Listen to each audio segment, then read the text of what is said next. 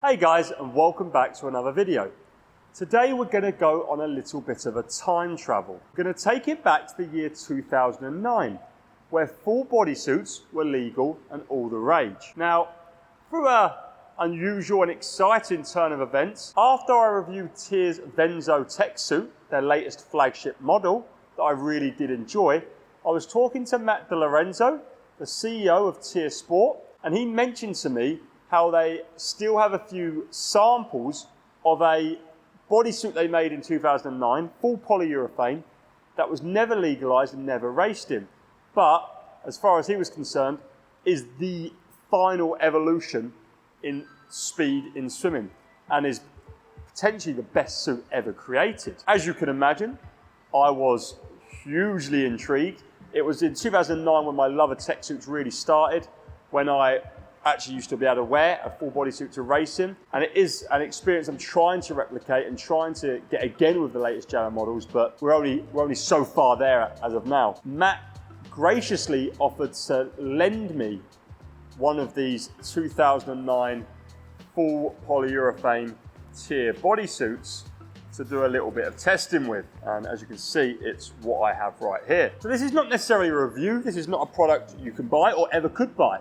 It doesn't have a retail price, and it's not something that there's probably many left of in the world, but it is a very cool piece nonetheless.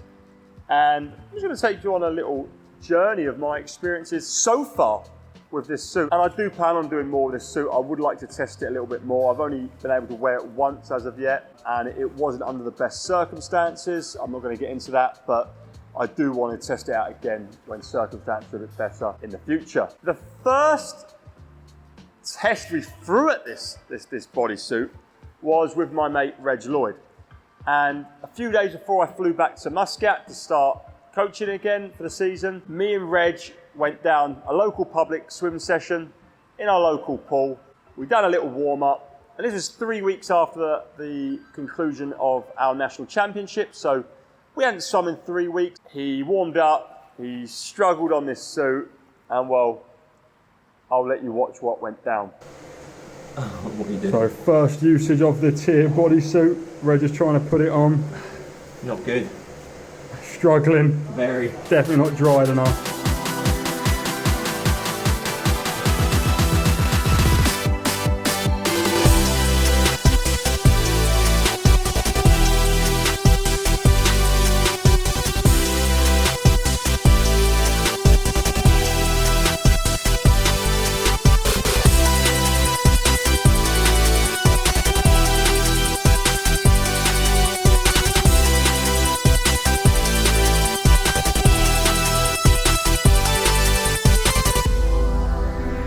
First sub 50, meant to be summer off, but it's sick.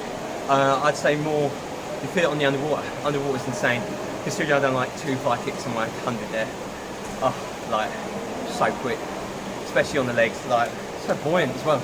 That's the thing. It's like, my legs were just on the surface, like, oh, it's insane. Really insane. Definitely recommend. Reg put this on from a side dive without a block. He went a 49.8 foot leave, which was actually 0.3 under his PB, which is 50.1 for 100 freestyle. Again, this is 3 weeks after nationals, cold turkey, no swimming. You've heard his faults, ridiculous, exciting, super cool. So let's talk a little bit why this suit is able to cause that. And there's a few main features that we'll mention today. So first of all, it's the obvious. This is a full body suit. It's from your neck and shoulders down to your ankles, which is obviously a lot more coverage than we get today with our jammers, which is even the high-waisted is navel to knees, which is the official FINA regulations. More coverage means more of your muscles are supported and compressed, which consequently leads to them being able to give more exertion for longer. Long story short, die less. Now the second main feature is this polyurethane coating. So basically inside, this is a tech suit like any other. It's that sort of papery, high quality polyamide and elastane fabric. It's bonded seams, and then they have basically got polyurethane, which according to Matt is pretty much painted on. It's a coating that's painted on, and it's plastic. They've basically painted on plastic over a suit. Now, not only is plastic very naturally hydrophobic, but more importantly, it lets no air or water pass through. So it makes this incredibly buoyant. I mean, incredibly buoyant. I'm not talking buoyant as I talk about the jammers today. I mean, this thing sits you considerably higher in the water. It's insane, because there's no transfer of air or water. And not only do suits have to be jammers now, but they also have to be a textile material. They have to allow through a certain amount of milliliters of air for them to be legal. And all tech suits now literally sit on the limit of what is basically approved by FINA. Now, the last thing is probably why this suit is better than any others that were allowed in 2009. Now, in 2010, I was also still a swimming geek, and I actually done a school project where I got a Jacket J01, the top polyurethane jacket suit of the day, and I'd done a school project basically on how much of a difference it made. They were super cheap because they were banned. The jacket and this are the only two really fully polyurethane, 100% polyurethane suits made. And this is a lot better than the jacket. And I've worn both, so I can say that. But one of the big reasons was the internal material of this is so much higher quality. My jacket ripped the first time I put it on. And it was explained to me by Tier that a textile material has so much stretch. And polyurethane, this painted on polyurethane, has less stretch than most textile polyamide elastane makeups. So what was happening was when you put on these jackets, they were super small, you stretched the material inside, but the polyurethane didn't have that level of stretch. It wasn't matched. And that's what caused the suit to crack, and a lot of these suits, you could see cracks in the polyurethane coating, and also then rip. What Tier done super well with this, and they spent ages working it out with this suit, was a textile internal material that stretch matched the polyurethane. And when I spoke to Matt about this suit, he told me, try and rip the suit, you will not rip it. And I said, I put this on, Reg put it on. I've not got aggressive with it, but you know, I did pull it up, yank it up, and there was not even a concern about ripping this suit. And as you can see, it's in one piece, it's been worn a few times now, and yeah, no rips. And not only does that help it lasting longer, but it also does aid the performance. It aids the performance because that lack of stretch, that compression, that tightness, and that coverage over your muscles basically holds your muscles in place. Even with the best suits today, when you push off the wall, the muscles move, they shake around, they create turbulence, okay? That naturally slows you down, which is why you're tending to see leaner swimmers now than you did back in 2009. Whereas with this suit, you could have large muscle mass, and you could push off, and this held everything so tight, there was zero turbulence. And that's why you had guys like Cesar Cielo-Filo, Fred Bosque, Alan Bernard, excelling in these bodysuits, Paul Biederman, because they were big, muscly guys. They weren't getting the detriment of their muscle mass, which nowadays, if you're a big, muscly guy, your muscle mass, while it will provide strength and speed, it will also hinder you with drag, this suit done without it. So, for the first time yesterday, I put this suit on. My knuckles are ripped to shreds. I mean, I'm in like agony. I can't even ball a fist at the moment. From putting it on, I used the carrier bag trick where you slip your foot in a carrier bag and slips through the legs to make it easier. And we had a club night for our kids. They all raced to 50.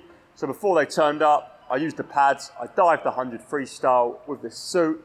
Again, I'm completely honest, I've not had the best prep. I have got some stitches in and a wound on my left chest.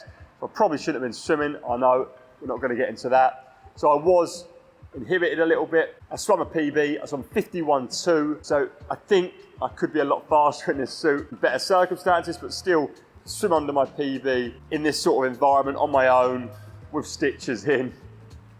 It's just absurd. And there was a few things that really stood out to me. First, just on that initial dive, you feel lightning. You just shoot through the water, like you feel like you are being dragged, like when you're on a bungee.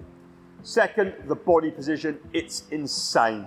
I've already mentioned it, but you do sit hugely higher in the water. You don't have to work on body alignment. This does that for you. You have less drag, you are less in the water. you're faster. Yeah, the last big thing was I felt like I was able to pick up, even though I felt knackered on the last 25, I felt like I was able to pick up, and that was proven with Regs swim. His last split was much better than my last split.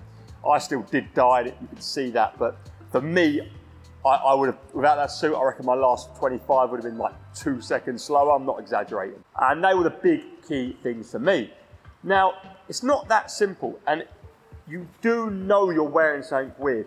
You know, it is an experience, and it does take some getting used to. First of all, it's tight on your chest, and breathing was hard.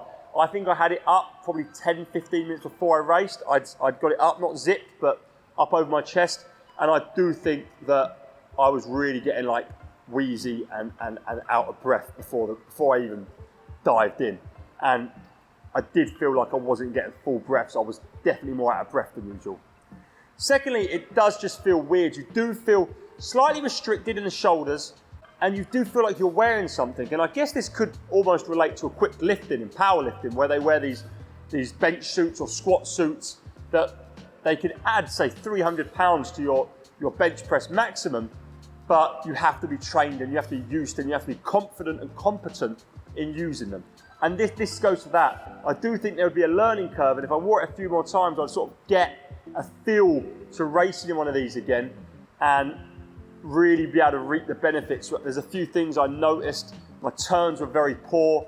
I didn't approach them well, and I didn't use fly kicks as much as I should in this suit. And just a few things I think you could utilise better with this suit. And lastly, and this was stupid on my behalf, but I remember I was always told when I wore my bodysuits back in 2009 to shower before, and you push the air, you push the water out, and you create a vacuum to you. And I did feel in the legs water filled up in this suit, and when I got out, I did lift the leg grippers up and water did ooze out. I don't feel that helped. I did notice it when I was swimming on the second 50 especially. It did feel a bit weird. I don't think this was too big. It was a size 28 and it took ages to get on, so I don't think I could get any smaller. I just think I should have wet it down before I dived in. Here it is. What I think and can confidently say is the best suit in the world, the fastest suit ever made, the pinnacle of swimming performance. This will, and has proven with me and Reg, we both swam PBs in less than optimal circumstances. I'm going to try and bring you maybe a few vlogs when my parents are here, do some time swims, both me and my dad, see how we go. Hopefully I'll be in a little bit better shape then. Try some fly, try some longer stuff, try some shorter stuff, and bring you another video, a smaller video with some different swims in this. But yeah, this has been a pleasure. This for me is as exciting as it gets. This is just so cool. And thank you, Tier. Thank you, Matt, for giving me this opportunity. I hope you enjoyed seeing one of these crazy 2009 tech suits. If you want to see a history of tech suits, I did make that video last year, so check that out. As always, thanks for watching. If you enjoyed, give us a thumbs up, subscribe to the channel, and tell your teammates about what is going on here. See you on the next one.